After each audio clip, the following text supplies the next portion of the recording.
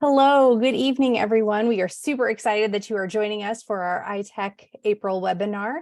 We are joined this evening by Josh Stumpenhorst, who is a fellow teacher librarian. It felt super appropriate to have Josh joining us this evening, celebrating that he is one of our ITEC featured speakers this fall, but especially to have him joining us tonight during the month of April, since it is School Library Month. So we are so excited to have him joining us this evening, talking about going beyond Dewey and thinking about using and leveraging the library space as a place for innovation.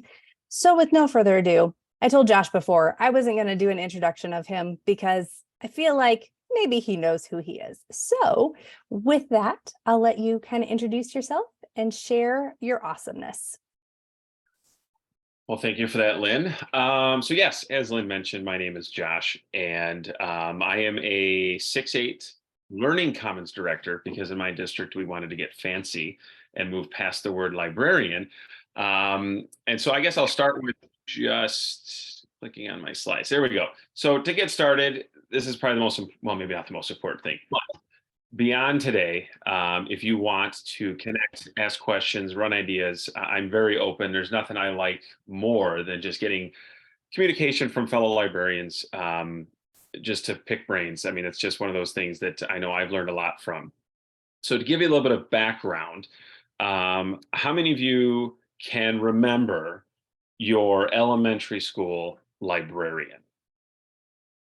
I vaguely remember my elementary school librarian, and that's me in the front row. You can't tell. I had a pretty sweet mullet back in the late 80s. And so when I went into being a librarian, it was not something I really ever thought I was going to do. So I was an English teacher and a history teacher for 13 years in a junior high building, and I'm in the same building. And my principal came to me and said, "Hey, you ever thought about being a librarian?" I said, "Hey, no, I have never thought about it, never thought that'd be something in my, kind of career path." And our librarian in our building, of 35 years, was retiring. And my district was kind of pushing a different view, kind of beyond just only desk, only young person with only two books, probably had glasses on a chain, all of the things that fill every stereotype I've ever thought about school librarians. And he said, "Would you ever be interested?" And I said, "No, that's not something I think is in my wheelhouse." And he said, "Well, the district is taking, going in a new direction, and they're creating what we're calling learning commons. And so it has all the hallmarks of a library with the literacy and the books and all the great things that libraries always have been, but kind of more than that, beyond traditional role." So as he talked to me, I thought, okay, maybe I could do this. Maybe this is something I would be interested in. So 7 years ago, I said, sure, let's give it a whirl. And it's a decision I wish I would have made many, many years ago. And so tonight, what I want to do is just share some of my experiences. I always like every time I share or share with a group, I say, I'm not an expert.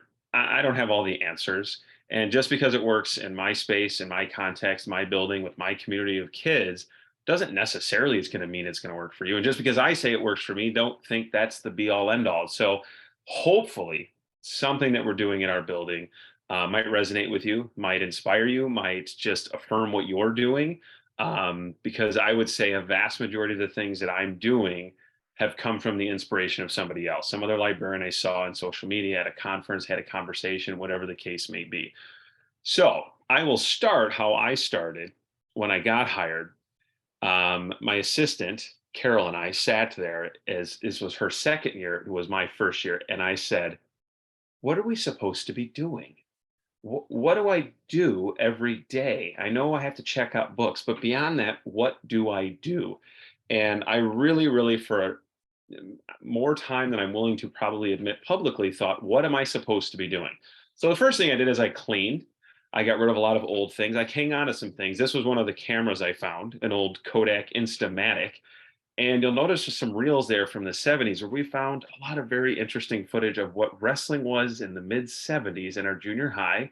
And I will say it involved jean shorts, no shirts. It was an odd thing that we came across. And probably one of my greatest professional regrets, we had two solid oak card catalog cabinets that got thrown away. And I still regret that to this day. So thinking through this, I knew that my principal gave me one task, and he said, um, I just want kids in the library. I said, "What do you mean?" He goes, "I don't care what you do. I want to see kids in the library every day." I said, "Every day." He said, "Every day." Because ours was definitely not a space that a lot of kids spent time in. And so that was really my goal is how do I get kids in the library every single day, as many periods as I possibly can? So the very first thing I did is I thought about this question of how often are kids in the library space? And so the very first thing I did, and I still do it to this day, 7 years in, is I create focus groups with students. And I just grab some kids that I know are going to be brutally honest and say, hey, what do you hate about the library? What do you love about the library? What do you wish you saw in our library space? And that first year was probably the most powerful because a lot of those kids were kids that I had taught in my last year of teaching. So they were now seventh and eighth graders. And they were like, you know what, this is awesome. Don't get rid of this, but this is no good. Try doing this. And so that really drove my programming, the space, and everything we did in our library space. And so I'm going to talk a lot about some of the things that we do and hopefully have time to get into everything. But one of the questions I get every single time is how do you organize your time? Because a lot of you, I'm looking in the chat, are elementary folks, and you're kind of, at least in our district, called a special. So it's kind of, a curricular period that kids are required to be with you. But the junior high and high school, we're kind of like the Wild West. We don't have classes. We kind of don't have a fixed schedule.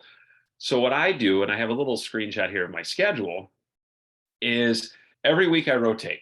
So for example, this week, which you can see, this is this week's schedule, is every period of every day. This is what it looks like. So this is my STEM week or my activity week, or sometimes I call it my fun week. And that is where I have, for example, today and yesterday, I had a Lego activity with our sixth grade classes that were STEM based. I do some SEL programming, our 5, 6, 7, which is our lunch periods. So this week it's a Smash Bros tournament on our Nintendo Switches. So I literally have kids that get done eating and they just want to come in and play Smash Bros. And they get real loud and they get real into it. And it's a lot of fun. And then later in the week on Thursday, I have a robot coding activity I'm doing with our math classes. So this is kind of like our STEM, not what we would call traditional library stuff. But then you'll notice next week is a traditional library week for me. So every one of my classes come in through their ELA, or every kid comes in through ELA. So that time traditionally or typically looks like me doing book talks. And Diane, your question in the chat, I'm a 6-8 building, so 6, 7, and 8. And so every ELA teacher brings their kids down. I'm sharing the newest books every month, or every time they come in, I have a different focus. Right now, we're kind of, hard to believe, in the end of the year procedures type of thing, getting books in. But February, I'm talking Black history books. At the beginning of the year, I'm talking orientations. It just depends. I have teachers that will request, hey, can you just do historical fiction book talks? So I pull all of those. So I kind of alternate back and forth between this is a literacy week and this is a STEM week. And a lot of those are partnering with teachers, which I'll get into a little bit later. And so I believe in something that if you create a space, it's kind of like, maybe because I grew up watching Field of Dreams, right? Like if you build it, they will come. But if you create a space where kids want to be, much of the rest of it's going to take care of itself. And that's really what we've tried to create. I was very fortunate. We had a renovation after my first year, and we created a space that's very comfortable, very cool. Today we had our fifth grade students from our feeders touring our building, and it's always kind of fun when the kids walk in. The fifth graders like, "Oh my gosh, this place is awesome." I was like, "You don't even know half of it. Just wait till you get here and you get to do some of the things that we're doing."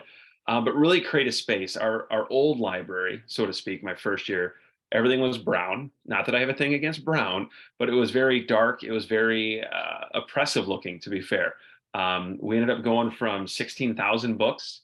I now have just over 6,000, and my circulation of books has actually almost a little over doubled since then. Since we started, kind of trimming the fat, so to speak, and we've actually kept the stuff in there that kids actually want to read and want to engage in. And so one of the things that I keep going back to is how do we create learner-centered environments in the library? And whether it's my good friend Audrey soldering and trying not to burn her hair when it's hanging down into the soldering space, to doing wind cars, to just kids working. And so everything we do, I try to think back of, okay, what is it? It's about the kids. And we built our new space. I had a couple staff members who weren't always super happy with me because we have these kind of glass huddle rooms in one corner, and these teachers were always booking them for meetings and different things. And I would always kick them out if kids wanted to be in that space. And I said, this is the kids' space first. And that's always been a focus of mine, and always thinking about what can we do for the kids. Um, and that's always one of those things that I try to drive. And so a lot of times I get people that ask me, and we're going to get into some of the makerspace later, how did you learn how to do those things? I did not know how to use a 3D printer when we got our 3D printers. I did not know how to use a laser cutter when I wrote a grant to get a laser cutter. Our CNC milling machine, I had no idea. I was fairly confident I was going to cut my fingers off the first time we plugged it in. But the kids thought it would be something we could use in our space, and we kind of worked through that together of how to use these tools. And so again, always, what are the kids wanting? What are the kids needing? And that looks a lot of different ways in a lot of different places. So one of the things, and you can throw this into the chat, is if you were to ask the kids this question at the end of the year, since we're kind of at that reflective phase of the end of the school year, what would they say if you asked them what their favorite event or activity or thing about your library would be? And so this is something I ask the kids all the time. Like, what did you like? What are you really enjoying? And I know I can't get rid of that. But also know that the answer to this question I have found changes every year. So for example, last year, and this is going to sound ridiculous, I bought a ping pong table for the library. I got a grant and put a ping pong table in our library that we would play before school and during lunchtime, because we had these kids that this was their thing, and we'd have staff come in. And I will say, many things I have tried over my 7 years, I have never seen something bring community to our space like that silly ping pong table. It was the most incredible thing. And so really looking at, what do the kids love? And this year I have that table, and I've had it out like twice the whole year because it's just not what the kids are into right now. And that's okay. And so it's just really having those conversations, with the kids, and figuring out what is your favorite thing, and making sure we can provide that, at least, within reason. Um, yeah, new books, Jen, you're right. The new books is so important for our kids. Um, Speed dating of books. Yeah, somebody's in the chat on that. That's another good one. So moving forward, and I put this part of the slides at the beginning because this sometimes upsets people. I'm going to be honest with you. Okay. So one of the things I look at in my role is, and I don't know, based on the folks that are in the room right now, how many of you were classroom teachers before you were librarians, or if you've been librarians your whole careers.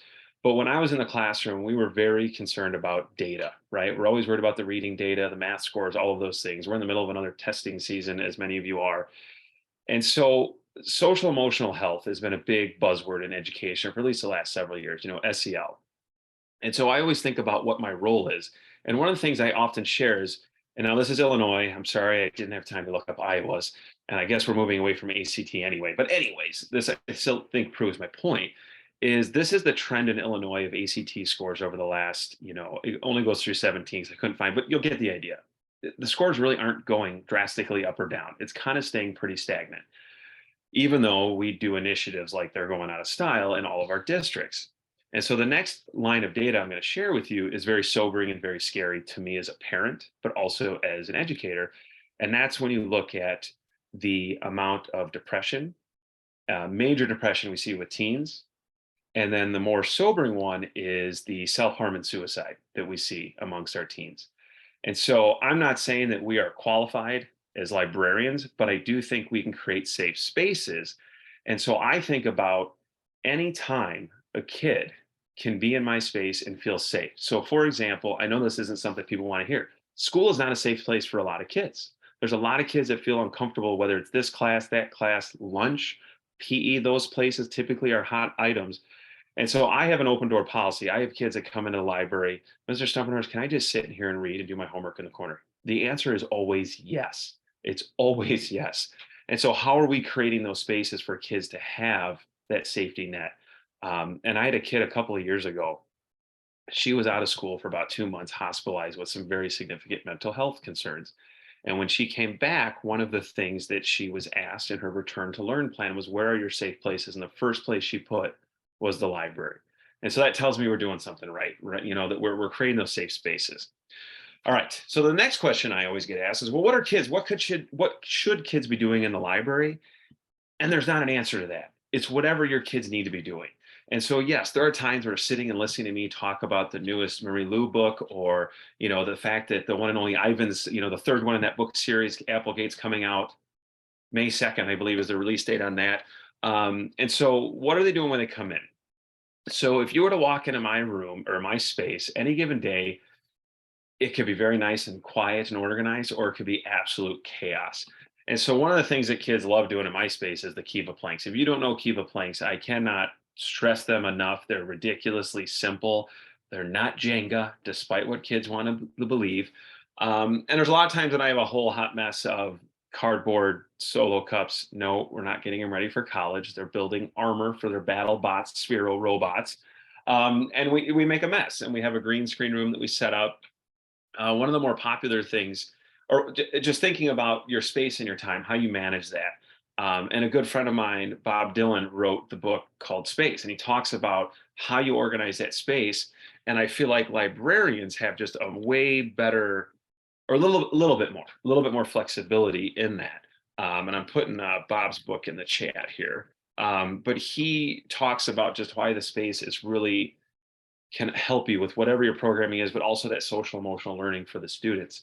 Um, and some other things that we like doing in our space. So those are all the glass rooms that I was referring to.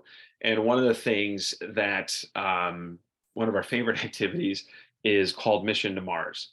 And so one of the things that I firmly believe is, and I get classroom teachers super upset, but there's so much curriculum that we teach kids, they're never going to use. That they're never going to use.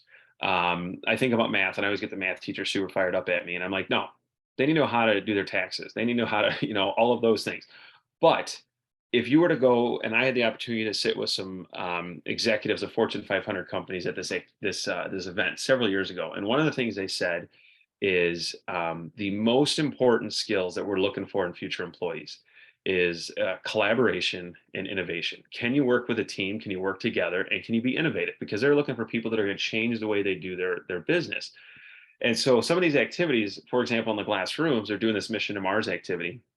And so what you can't see on the left-hand side of that picture is there's another room over there. And in that room, there's a stranded Matt Damon character, their partner on Mars, who has a hot mess of garbage laying all over the floor, and a Sphero robot in a little blue square that says start. And on the other end of the room, through all of this debris, is a finish line. And all the communication they have, you can see the boy in the red hoodie there, is a Google Doc. And they are sending coordinates and instructions back to Earth, and they have to code the robot from the iPad that's sitting on that table. And it is so hard to do. There's communication skills, there's collaboration skills, and they really have to think about it. And so it's very regular that kids come into me at lunch saying, Mr. Stumpenhorst, can we go to Mars today? And I got to set all the junk up. And they love it. It's a really cool skill. And then I got the boys right here. This was actually taken this morning. We have like tubs of Connects, and they built a fully functioning windmill that rolls with a motor and spins, and it's now sitting in the library. And kids walk by, they're like, "Oh, where's that? Where's the instructions for that?" Like, no, we just made it. We just made it. And then I'm a huge video gamer. So you can see I have a bunch of RetroPie machines that we have used over the years. And we set up classic arcade weeks. So the kids come in, and they're like, "Can we play Fortnite?" I'm like, "No, you're going to play Donkey Kong, and you're going to think you're a good gamer. And then we're going to put you in your place, all of us over the age of about 35, because we grew up on patterns and all of these things." And again, it's just a cool space that kids can go to. And then one of my favorite weeks of the year is March Madness. I'm a huge NCAA tournament basketball guy, men's and women's. And so we pull every monitor we have in the room, and we have all the games coming in, and we have 100 kids sitting there watching basketball, screaming and yelling. And all the Purdue fans, I was very happy with all the trash talking they did at the beginning of that tournament, for those of you that followed. But again, what are we doing to create a culture where kids want to be? And then the next step to that is, oh, no, I'll get to that next one. Sorry. As the adults. And so another role that we have is, what are we doing to help our building and the staff we have in our building? And I'm fortunate that I have a big role in the professional learning in my building. And so that's one of those things I often advocate for librarians to be a part of your leadership team, be a part of that group of, whether it's your team leaders, your grade level leaders, your department heads, your admin. to be able to be that resource, because so often librarians, we have, let's be honest, we have more time to dig into the research, what's coming, what's the trending. I'm looked at as somebody that knows a little bit more about AI than the regular teacher because I've had time to kind of dig into it, and I'm fascinated and scared all at the same time, and that's okay. Um, and so, how are we looking at our role in the building in that capacity? And so, I have a quick question over here: is how did I get that space? It's called a horseshoe, a golden horseshoe. No, we had a huge initiative over the past, so I started 7 years ago. So 8 years ago, they wanted to, in across the district, renovate every single library space, turning it into these learning commons. And so they spent a lot of money, um, everything from furniture to the shelving to the lighting to artwork to all of those things, because it's one of those where just because you call it something different, if you really don't transform that space, there's only so much you can do. So the first year I was in there was old school. Like I said, tons of books, tons of shelving, not as much space for kids.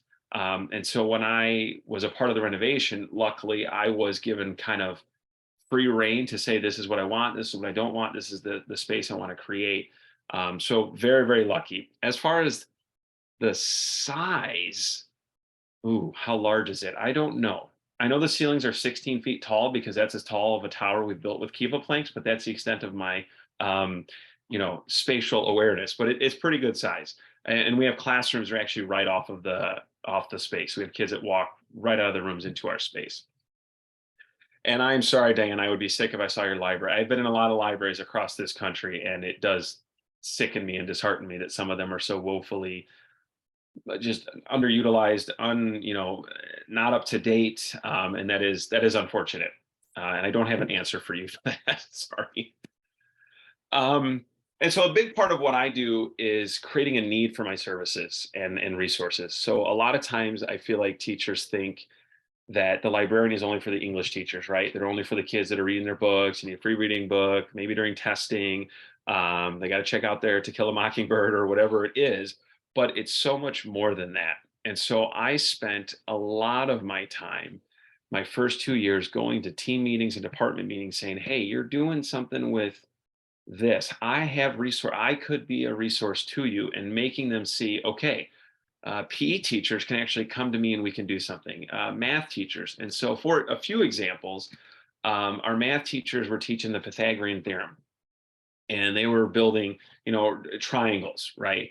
And so I said, it'd be pretty cool is if we got our robots out and we made ramps and we measured the angles of the ramps, and then we measured the trajectory of these robots and measured how far they went and had some conversations around data collection. And our math teachers are like, oh, I don't know how to do that. I go, good, because I do. Let's just do it. And so now this is kind of a regular part of what we do. And I try to bring kids in, like, I mean, you guys are librarians, you know this. Nonfiction is not exactly the hot seller typically in a library, certainly not junior high. And so we do little things like Phineas Gage, which is a well-known story. We 3D print his head and the spike and put it out on the counter, and that book is always checked out. And prior to that stupid little 3D skull, it was never checked out. And then we bring classes in with our VR goggles, which very disappointed Google has discontinued support of the expeditions, although we're looking at some other options. We would have health teachers coming in every term just to do the looking inside the black lung, which was disgusting, but it got kids to see things in a way that they had never really, engaged with that before. So again, it's all about creating a need. So now they say, oh, all right, we need to bring Josh in to do this. And just show that you're not just, the ELA person to check out books for kids. And then we do some community stuff. Oh, nope, that's the next one. This one. We have a makerspace class. So I know I mentioned a makerspace. So one of the things that I wanted to do, because I don't have a class, I don't have a period where kids have to come to me. And so I typically steal kids 1 of 3 times before school, during their lunch or during their study hall. And it's always completely optional, which, let's be honest, if you give kids the options and they're the kids that come, those are the kids you want to be there anyway. And so we have a science club that meets every Thursday morning, and I run it the entire school year. And the kids come in and they do whatever they want to do. I have kids that come in and just want to 3D print stuff. I have kids that come in and want to make t-shirts. We have a vinyl cutter and we make our own t-shirts. You can see our student in the middle that was making t-shirts for her PE teacher who likes to wear very brightly colored pants. So that was always fun. On the top right, we had a kid that wanted to make a bobblehead of one of his teachers. And so that's a 3D scan of one of our teachers' heads using, for those of you that know the old Xbox 360, that Connect camera. So I'm actually going to put a link in the chat that shows you how to do this with just an old piece of Xbox kind of stuff. And so kids, let's be honest, most kids are a little egotistical, maybe a little narcissistic. So they love scanning their own heads and 3D printing their own heads. And so the kids come in for this makerspace class or SciTech before school, but then during study hall, we'll meet once a week or sometimes twice a week, depending on the group. And they just come in and they engage in projects, whatever it is. If they want, some are doing some woodworking stuff because sadly, disappointedly, we've gotten rid of our shop classes. So the shop class is really my space. We have a CNC, a small CNC machine, a Nomad. So kids are coming and doing some woodworking. We have a laser cutter. Just trying to teach them some of those skills. I broke my heart one day. I was asking a kid, we were repairing a 3D printer. I said, hey, can you go grab me that little Phillips head screwdriver? The kid looked at me like I was speaking a foreign language. I'm like, go the Phillips head. He had no idea what the Phillips head screwdriver was. And I was like, oh, okay. All right. These are some life skills that these kids really can use. And then, of course, this year, the trend has been 3D printing anything Pokemon. Apparently, that's really big with the kids right now. And that shiny purplish filament there in the middle, and anything articulating. So articulating squids. If you don't know what the roctopus is, Google that. You will find it very quick. It's the rock's head with tentacles. It's ridiculous, but I've printed more of them than I willingly want to admit. And then this is our big project that we have on display right now is we have kids on that lower level building a giant Connects Ferris wheel, and it's got a motor and it runs, and it's about 6 feet tall. So it's pretty amazing. But I try to pull kids whenever I can. And again, every year it's just different. I don't know what the kids are going to be into. Esports was big right before COVID. Then after COVID, now it's been more chess, which is wild. Like the amount of kids that just want to come in and play chess. We 3D print our own chess pieces.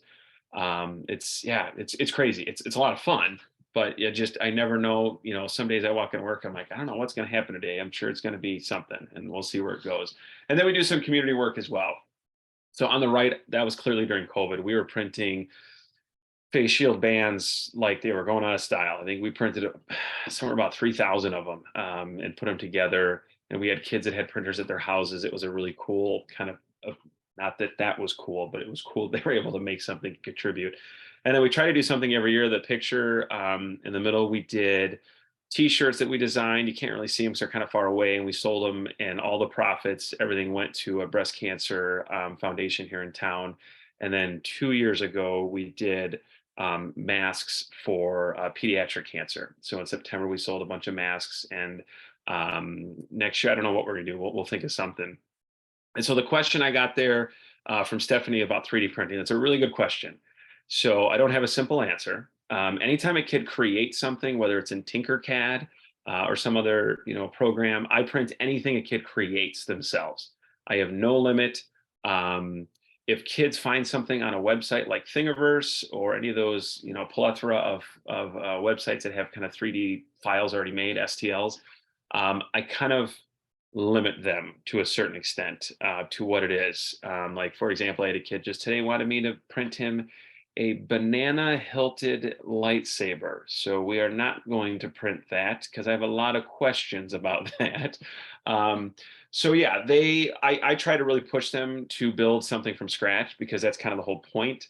But for example, I have kids, like I said, that are on behavior plans, and if they make it through a week without hurting somebody, we'll print them a little Charizard and give it to them at the end of the week. That's the least we can do. So we have all kinds of stuff. And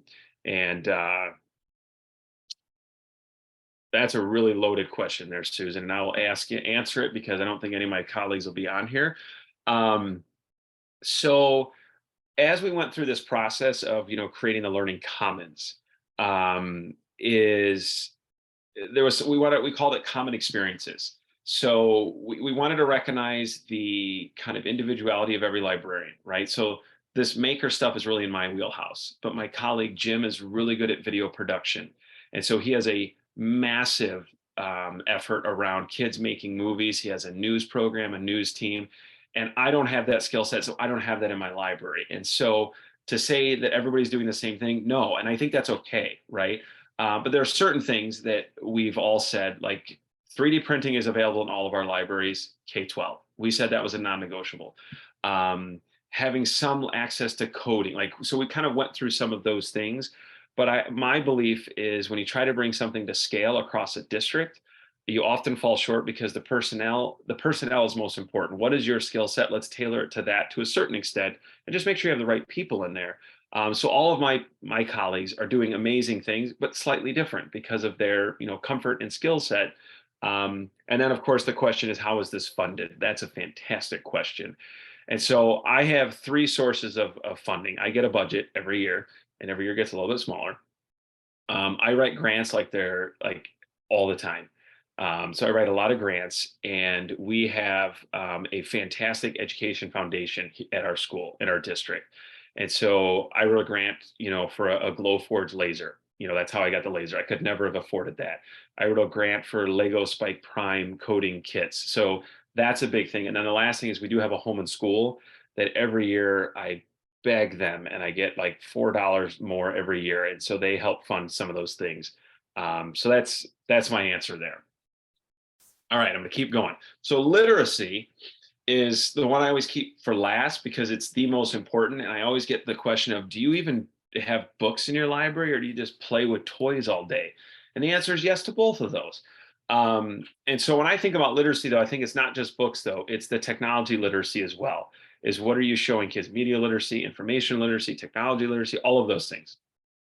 And so one of the things that I want to share real quick, if you haven't seen, ALA just released Monday their newest report on school libraries and censoring and book banning. So if you haven't seen it, I just show you a couple things that the number has just gone through the roof of the amount of books that are being challenged.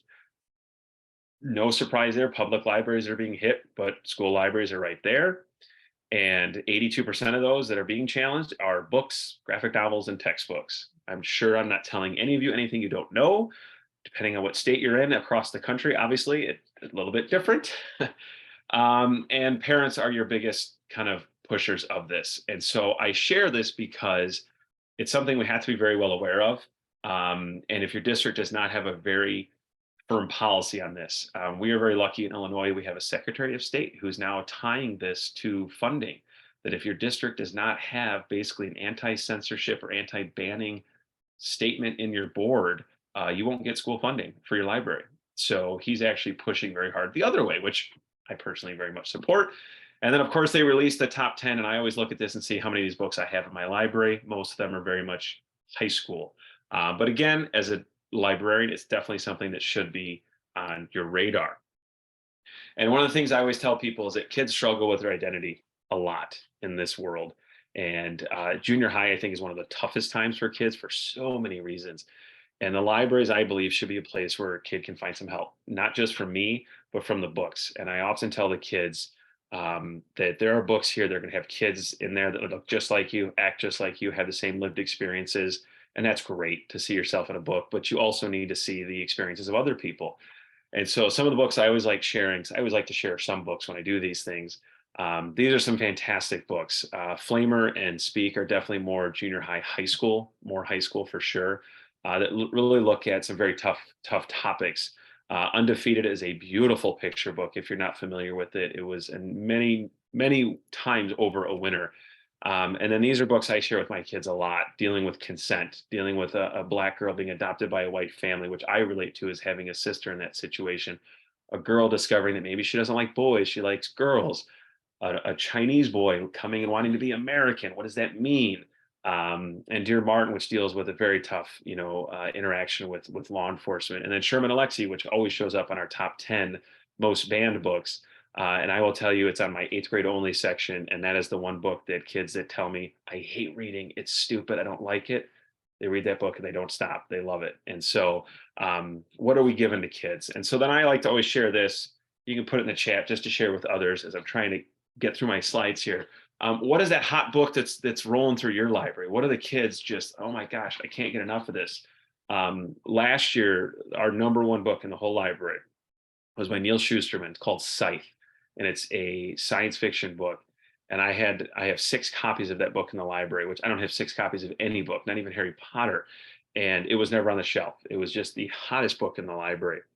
And so, are you putting books that show that? And one of the things I really it kind of think that you should do, all of us should do, is do an audit of your collection. What books do you have? What voices are heard? What voices are absent? Tidal Wave, if you use Follett's Tidal Wave service, is fantastic because it will do a complete evaluation on so many different levels of what you have and what tags are in those books. And we use that a lot in our district to say, okay, so for example, my library was woefully inadequate with Indigenous voices. And I had the pleasure of listening to Joe Brusack, who's a fantastic Indigenous author. And he was great. He's like, well, just a lot of them out there suck. I mean, he was just very blunt about it. There's just not really good stuff. So we need more writers, to get those things out there. So really look at what you have. And I always come back to this question every time I end a slide talking about librarians. What do you do all day?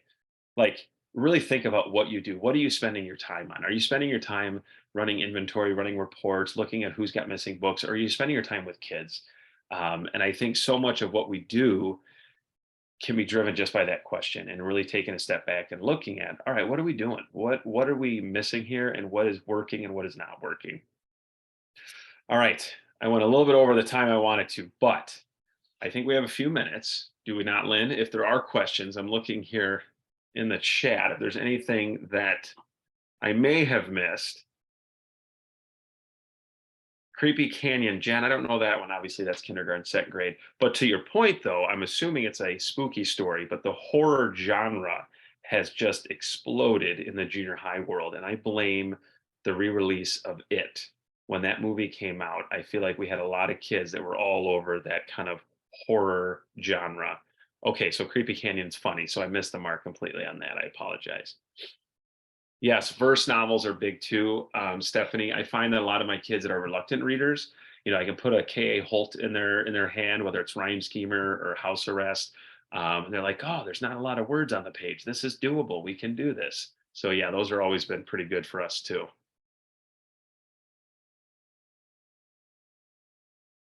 How many paraprofessionals do you have in the library? I have one. So it's me and one assistant. And across our K-8, there's one assistant in every building. And then the high schools, I want to say they have 2 librarians at each high school, which there's right around 2,500 kids. It's pretty good size high schools. And I want to say they have 3 paras. And yes, they're all full time. Yes. And to make you really mad, we also have another office in our building that's a tech office that has tech support. So I do not do tech support, which I know a lot of librarians have to do, and they get really salty when I tell them I don't have to do that. Oh, Susan. Yeah, that's a really good question. And so what I had to do, I was lucky, I'll be honest, because the individual, the principal at the time who hired me, he saw the value in what I could do or what I was doing.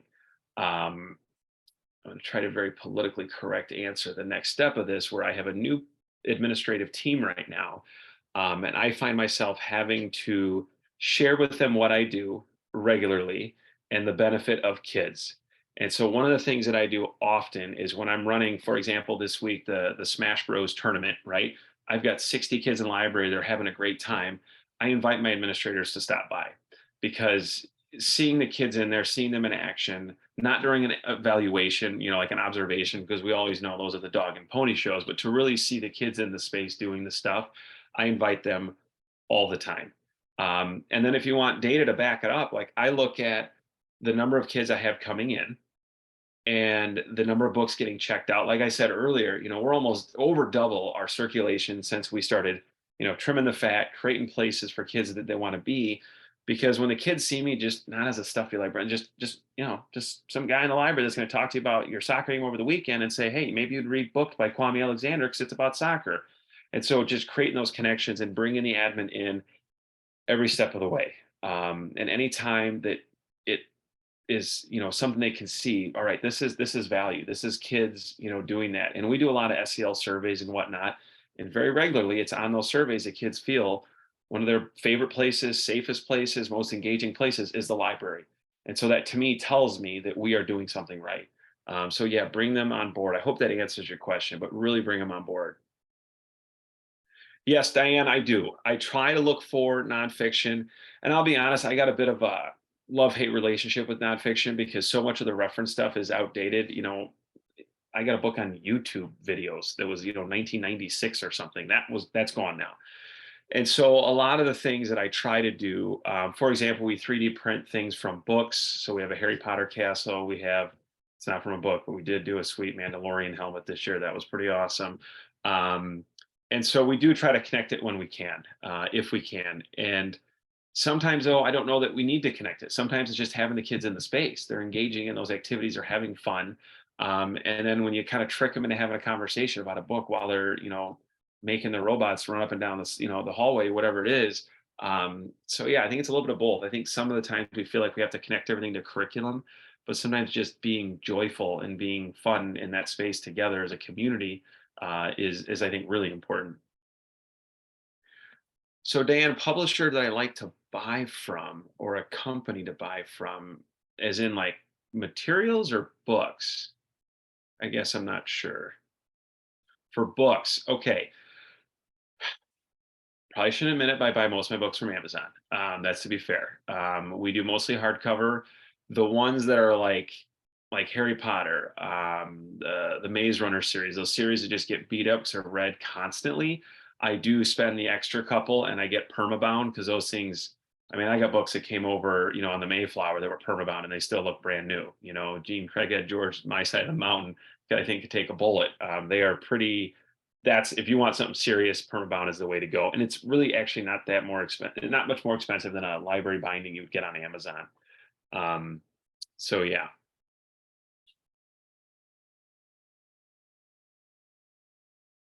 Just looking as if I see any more. And as I mentioned at the beginning, you guys have my email. Email me. I emailed a librarian the other day because we have a Rubik's Cube wall. We have 225 Rubik's Cubes, and we make mosaics on the wall. And I had this website that has now since gone away, and it had all these templates. So like an MLK template, a Albert Einstein template, Amelia Earhart. So you could make these faces on the wall, and the website shut down. And so I'm constantly stalking the internet to find other people have made these, and I email them and say, "Hey, do you have that PDF?" And so yes, email me if you have questions, anything like that. I love to be able to answer those.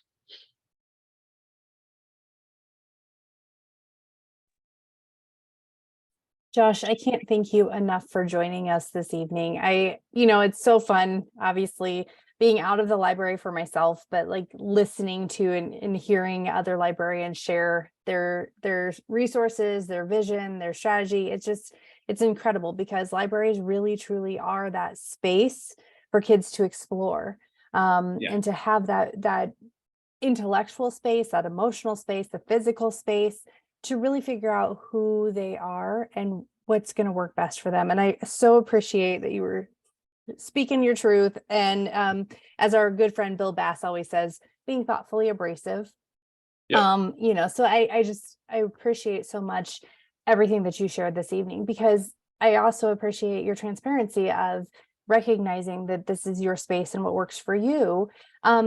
For our listeners and Mhm. our viewers, thinking about what would be your parting words of advice of things to think about or consider as they think about their context and perhaps constraints that they are dealing with. Yeah, I think you have to recognize that you have constraints. We all do, and that's okay. But one of the things I always tell people is I think a lot of us have more freedoms and more ability to push the envelope than we sometimes are willing to admit we do or willing to take that risk. So that's the first part. And the second part is it's always about the kids. And I think sometimes we lose sight of that. I've known librarians that spend their time buried in their reports and making sure their MARC records are perfect. That is not my strong suit. And so just remember it's about the kids. What are they doing? What are they not doing? Are they in your space? Are they not in your space? And just knowing why that is. And that will drive, I think, everything you do moving forward. Excellent words of wisdom. So thank you so much for joining us, everyone. There will be a follow-up email tomorrow with all of the video recording, Josh's resources. But don't forget, Josh will be with us in October at the conference. So you'll have an opportunity to meet with him face to face, kind of continue to learn with and from him and pick his brain on all of the incredible things that he does. So thank you everyone for joining us this evening. And Josh, thank you so Yes. much. Thank you.